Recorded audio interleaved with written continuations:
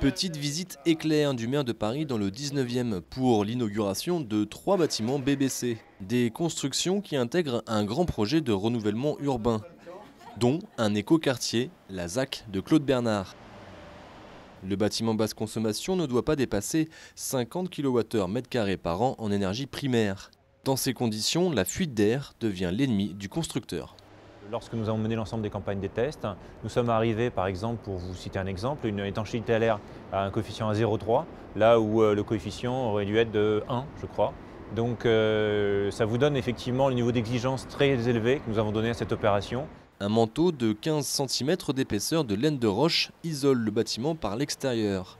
Mais là, l'isolant est caché par un revêtement plutôt atypique. C'est même une première en France, selon l'architecte, de la briquette blanche émaillée. Mais après, techniquement, il fallait qu'on puisse l'accrocher sur l'isolant. Donc là, on s'est rapproché on a utilisé un produit allemand qui est Sto, qui permet d'accrocher sur un isolant, qui est en fait un marouflage sur un isolant, qui permet d'accepter jusqu'à un certain poids, on va dire, qui là va environ à 50 kg du mètre carré, donc qui nous permettait, nous, d'accrocher cette briquette dessus. Donc on a en fait une espèce de double peau, on va dire. Vous avez la peau structurelle à l'intérieur en béton, hein, et vous avez cet isolant, et ensuite vous retrouvez quelque chose d'un peu dur et noble aussi à l'extérieur. Et sur les angles, il a même fallu concevoir des briquettes courbées. Mais la briquette, est-ce vraiment un isolant? Non, la briquette n'isole que dalle, mais pardon, rien du tout.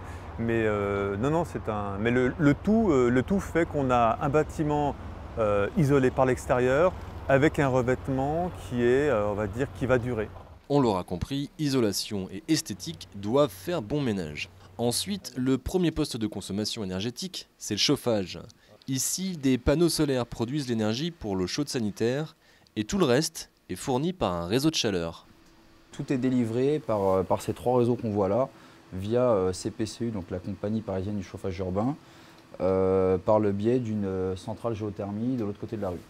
Alors que le chauffage implique des pics de consommation électrique en hiver, ici, grâce à l'isolation et à un réseau de chaleur, c'est essentiellement la géothermie qui devrait chauffer plus de 300 logements.